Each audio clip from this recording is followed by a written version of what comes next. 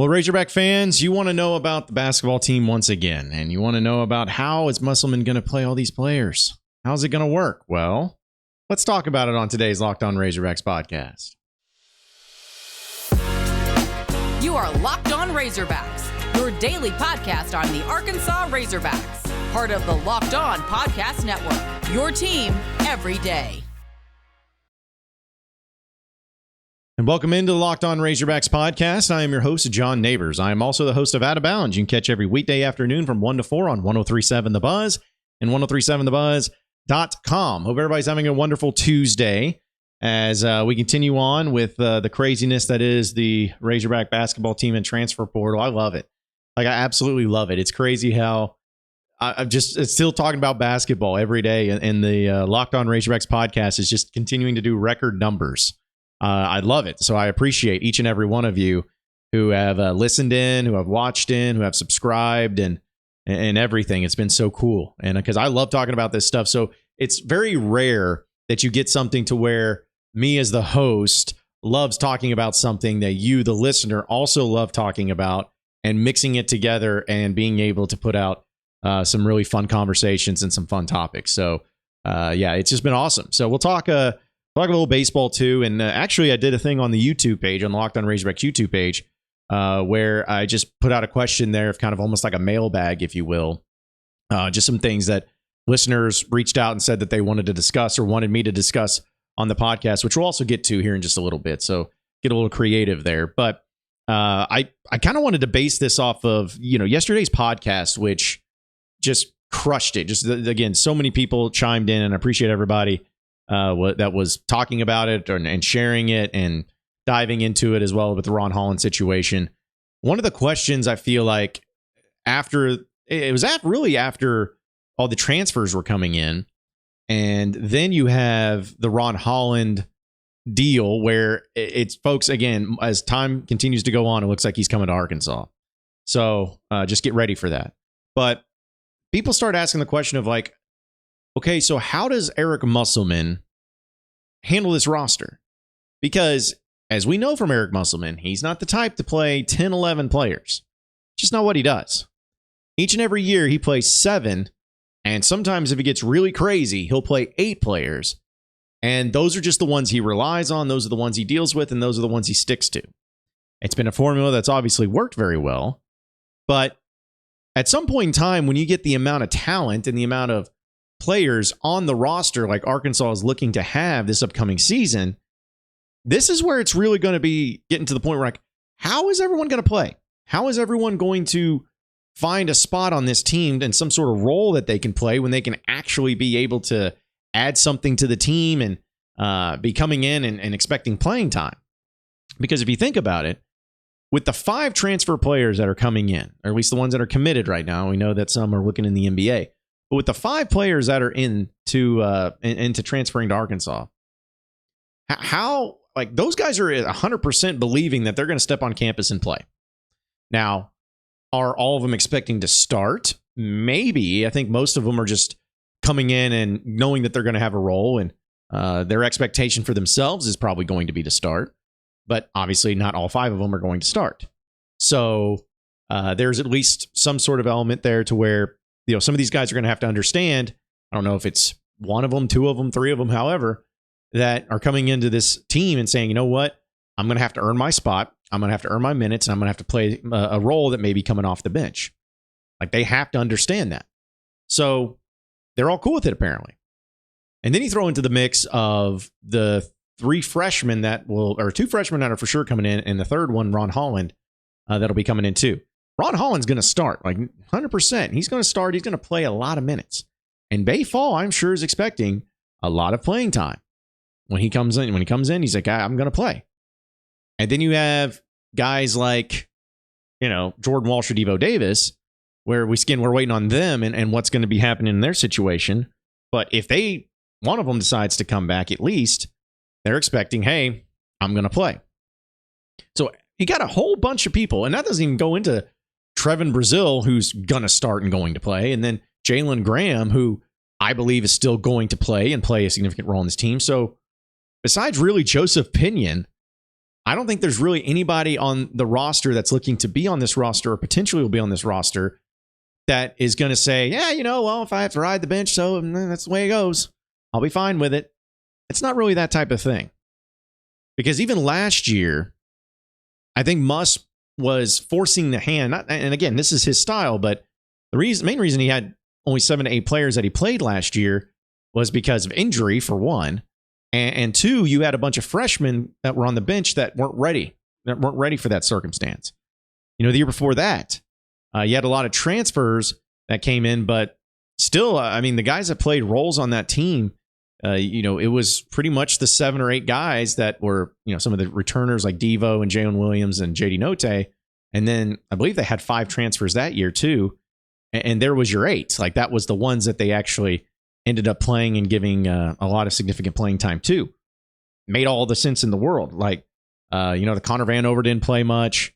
That KK Robinson didn't play. Like there was just guys that you kind of knew weren't going to play for their own reason. And even the year before that, the Moses Moody year, that was a mixture of a bunch of true freshmen like Devo and Jalen Williams and Moses Moody, with Note kind of being that 6th man. And then you had Justin Smith coming off of the transfer from Indiana that was so good. Jalen Tate, who was a big time transfer coming in. And after that, you had Desi Sills a little bit here and there, and Vance Jackson. But again, it was just like you kind of knew it's like, hey, well, that's where it teeters off a little bit. And it's nothing against that's insulting to any of those players. It's just the reality is that you get to a point to where it starts to teeter off a little bit. So none of those players that you feel like are like, whether they're true freshmen, whether they're just not ready, whether they're just not very good, maybe they struggle with certain things, maybe it's defense, whatever it is, like there was reasons to have them not play.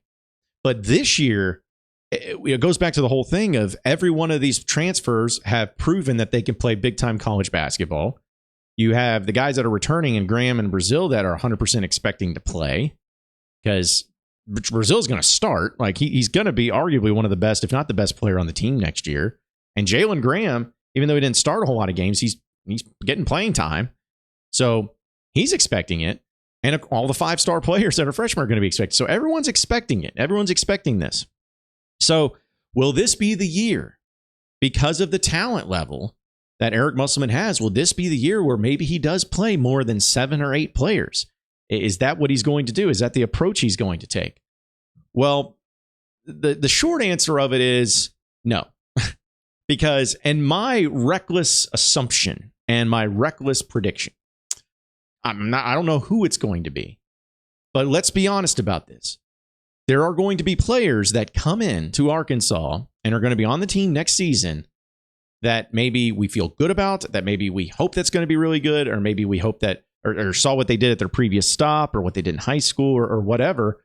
We're going to look at him and say, okay, what kind of role can he play? And then when they actually get on the court or when they actually get in with the team, it just ain't it. It ain't clicking. Because that's how it happens a lot of times with these transfers, and that's how it's happened at Arkansas with Eric Musselman. Now, it's not necessarily a bad thing because I feel like still having a solid player to go up against practice and everything, if they don't play a whole lot, it's better than just having scholarships or wasting scholarships on players that really can't add anything, even in practice too. So essentially what it's going to be is, once again, this year is going to be 7 to 8 players. It's not going to be 10 to 11. That's just not Musselman's style. Maybe he goes up to 9. Maybe he gets really wild and goes up to 9 players that'll be part of the rotation. But again, it's just we're all basing this off of Ron Holland. Like the guys, if you wanted to do a starting lineup right now, I'm looking at it, it's basically going to be Minifield at point. You're going to have Tremont Mark. You're going to have Battle.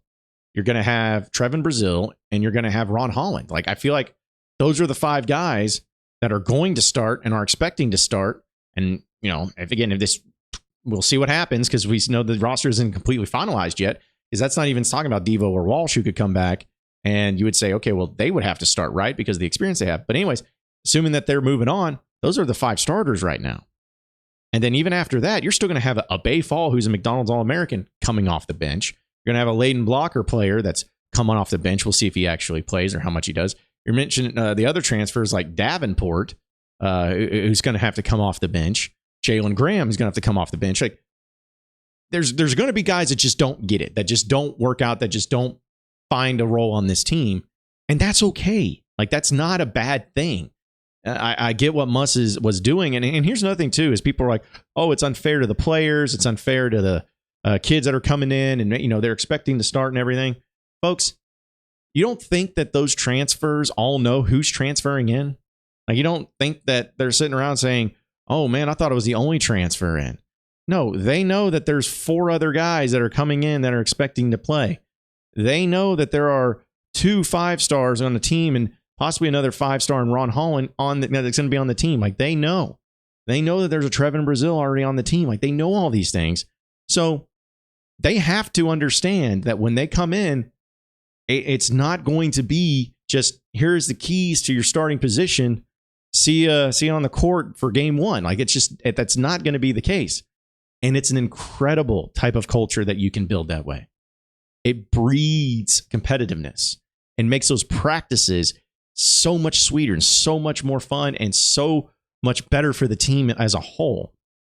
Pushing each other with high-level talent, not just throwing a scholarship because of who his dad is, or, you know, oh, well, we had nothing. We had an open one. So, yeah, here you go. No, there's meaning, there's purpose, and there's roles to be played on this team. And you're going to have plenty of guys that are going to be able to do it. So I think it's going to be great. I think it's going to still be the 7 to 8 players. And I still think Muss, knowing how he handles things, he's going to be the best 7 or 8 players that gives Arkansas the best chances of winning. So if somebody doesn't play that expects to play, or that maybe we're looking to play, so be it. I haven't mentioned LL. It's like that guy over there in Louisville. Like, he was incredible. So I didn't even mention him. Like, you feel like he's going to play. He played 36 minutes a game last year for Louisville. So something's going to give, something's going to change. But as far as the talent or the ability that they have, or how they're managing the roster, whatever it may be, I just don't see it changing very much. It's going to be the same thing. But again, it's not a bad thing. In fact, it's not a bad thing at all. What's also not a bad thing is FanDuel during the NBA playoffs, folks, because right now, all you new customers can get the no sweat first bet up to $1,000. That's right, $1,000 bets back on bonus bets if your first bet does not win. And with the NBA playoffs going on, it's very intense. It's very tough to call, but they got all different types of bets you can choose from. And there's no better place to bet on all the playoff action than America's #1 sportsbook. So visit FanDuel.com/lockedon and get a no sweat first bet up to $1,000. That's FanDuel.com/lockedon. FanDuel, the official sports betting partner of the NBA. You are Locked On Razorbacks, your daily podcast on the Arkansas Razorbacks, part of the Locked On Podcast Network, your team every day. All right, moving on into the next segment of the Locked On Razorbacks podcast. This was something that also was brought to my attention, not only on my radio show, but even some people on social media. We talk about Razorback baseball because, again, what they're doing is incredible, and how they keep winning. And right now, they're the number 3 team in the country, according to D1Baseball.com.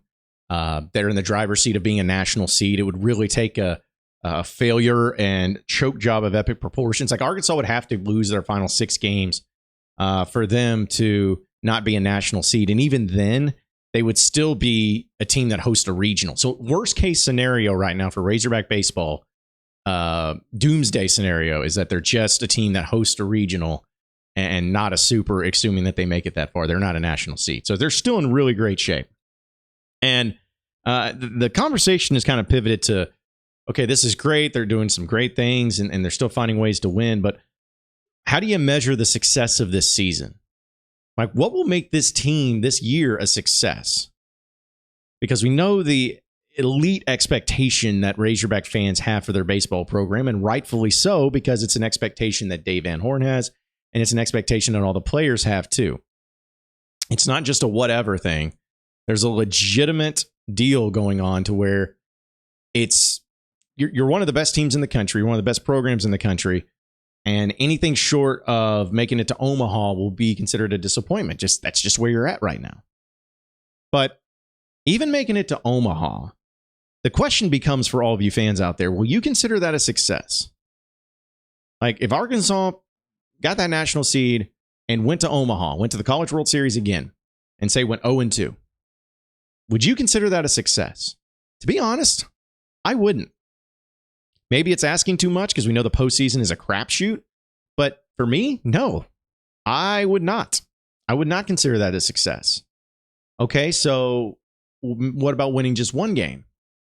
No, I wouldn't consider that a successful season.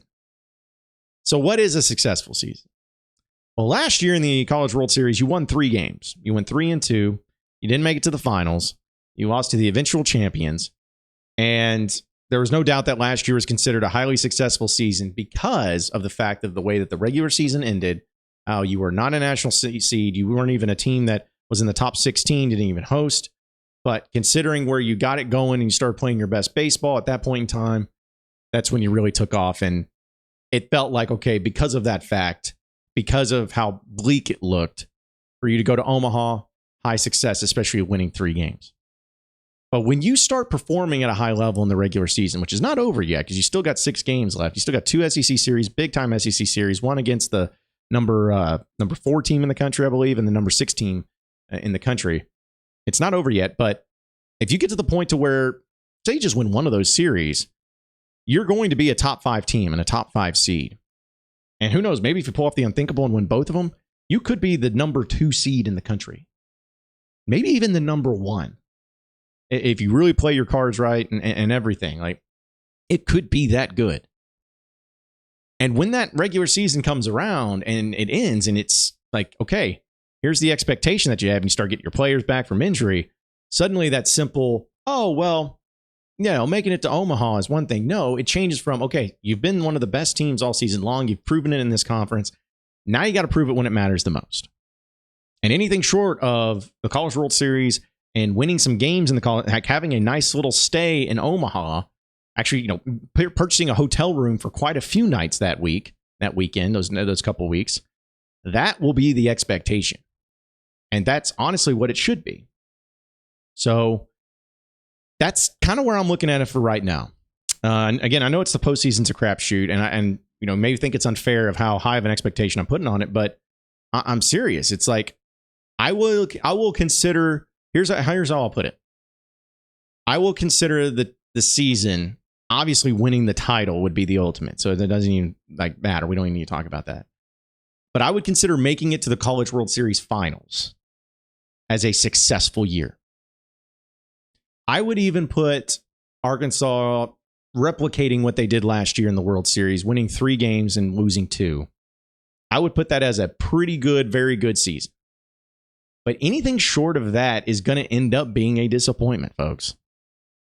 And again, if you want to say that's wrong, if you want to say that's unfair, if you want to say I'm being ridiculous, then that's fine. I'll take it. But that's the expectation.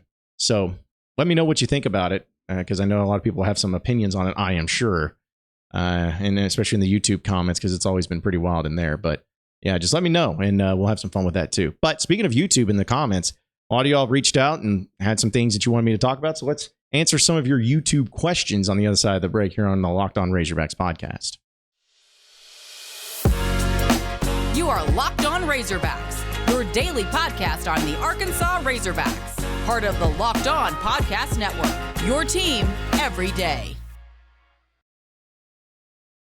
All right, so final segment here on the Locked On Razorbacks podcast. All right, so here we go. We got some questions that are coming in as far as what people are wanted to have discussed on the podcast here, and just a few quick questions that are going on. And I thought I had it written up on my phone, but now my phone's acting weird, so I'm gonna have to get to it real quick and go the long way. That's what she said. Never mind. We're getting through it. We're stalling here. So okay, so here we go. Some of the comments that people left of questions that they want answered. And we'll do our best to kind of work through these as quickly as possible. Let's see. Starting with this one comes from, some of these aren't questions. Some of them are just comments. But this one comes from Jody. Says, he says, I love all the offseason basketball coverage. It's great things that come out of the new NCAA. Oh, yeah. Me too, buddy. Me too. I love it. This one comes from Levi. Says, would love to hear your thoughts on how Muss is going to manage the depth of his upcoming basketball roster with or without Ron Holland. Well, how about that? We spent the entire first segment on that, so hopefully you know all about it. Let's see. We got for this from William. Says, how many wins will Razorback football have this year? I'm thinking 9, just like the year before last. I guess when we get closer, we'll know and have a better idea of it. But if you listen to this podcast, I feel like 8-4 is absolutely doable. And I feel like that should be the expectation. Honestly, anything short of that would be a disappointment. Because I think that Arkansas is going to be a much better team this year. I think the schedule is much easier. And so I'm all about it. I'm all about Arkansas getting to 8 wins. So I'll say 8-4 for right now. And who knows, 9 wins with the bowl game? Take that all day long. Beast Mode says you can call out Texas for dragging their feet with the processing of Holland's NIL. Or National Letter of Intent, so NLI. I always get those mixed up. Yeah, well, them's the breaks. It's the way it goes. Let's see. Scott says WPS is the call of the day. Yeah, always is. It's every day, right? Let's see. This one comes from, I don't know he has a name, but his name's User or something. It says an update on the potential football commitments and the baseball team's injured players and a timeline of how you think long they'll be out and the possibility of some returning soon. Future football commitments, the 2024 class is shaping up incredible. I think Arkansas is still a top 15 class right now. And from all intents and purposes, it's shaping up to be Arkansas's greatest recruiting class since really the inception of 24/7 sports and everything. They got a lot of 5-star or 4 stars. They got like 8 of them. So they're doing great, and they got to keep that up. And the injuries for the players, I know Stovall is going to be back this weekend. At least that's what he said on my radio show. I think Josenberger and Wagner, I don't know if they'll be back this week, but I think you're probably going to be looking at the final weekend against Vanderbilt for them to come back, maybe in the SEC tournament. So it's going to be a while there. But I think those are kind of the biggest ones. Tiger's still going to be working his way back in. Hunter Holland's worked his way back in. So those are the ones that there. Hudson says more basketball and baseball, please. Well, we talked a lot of basketball and baseball today, so hopefully you got your wish there. Joffre, hope that's how you say his name. It says, I love your discussion about what the expectation is for Muss going forward. This past year was supposed to be the Final Four year, and as you stated, I think we probably make the Elite Eight again, if not round to UConn. Now with the portal and even the addition of Holland, the expectation is Final Four or what? Hot seat? Fired even? I wouldn't think firing Muss would be a possibility, but a hot seat is likely a course of action. Absolutely not. Absolutely not. I think that because of the NCAA tournament, it is so difficult to get through and to navigate. I don't think that if Muss does not make the Final Four this year, then he's on the hot seat. Absolutely not. I think it would be, if you don't go to the second weekend, yeah, it's a failure. It's a failure, but the hot seat, come on. Arkansas is the most relevant college basketball program, one of the most relevant college basketball programs in the country right now, and they are bringing in some of all these players and recruits, whether it's freshmen or transfers, that other teams would die to have. Muss is so far off the hot, there's no hot seat. There's nothing hot seat about Eric Musselman. Like literally Dave Van Horn and Eric Musselman, like Courtney Deifel, like those are like the coaches, track coaches. Harder and Buckman, I know that he's retiring, but still, like there's no hot seat. That does not exist right now, so it's not even worth talking about. Will Magic Muss, this comes from Glenn, will Magic Muss play more than 7 or 8 players this year with such a talented roster? We just talked about that. So look at that. We're answering some of the questions already. Whole Hog fan says, I love the offseason basketball coverage. It's one of the great things to come out of the new NCAA. Did I read that? I feel like it did. Somebody else did it. So, but yeah, no, it's great. I think I did read it all. And then, hi, what's up says, football, please. Talked a little football. There's just not a whole lot going on right now other than Gums coming back. So, yeah, I know I got a lot more other ones, but I kind of ran out of time here. But yeah, keep those coming, folks. I like those. We'll do that more often, especially when it's slows down a little bit as far as everything goes. But yeah, let's appreciate the questions. And, again, subscribe on the YouTube page on Locked On Razorbacks. And also, if you guys could just download also the podcast, audio version of the podcast on Spotify, Apple Music, however you go about it too. Because I know that a lot of you maybe just only know about the YouTube, but we definitely do audio only. So if you don't want to look at my ugly face every single day and just want to listen to my stupid voice, that's probably the best way to go about it. So appreciate everybody listening in to Locked On Razorbacks podcast. Be sure to like and subscribe to the podcast on iTunes or on Google Play. You can also get after me on Twitter at BuzzJohnNabors for any questions, comments, concerns as you may have. We'll keep it going from there. Same podcast time, same podcast channel tomorrow afternoon. Have a great day, everybody. We'll see you then.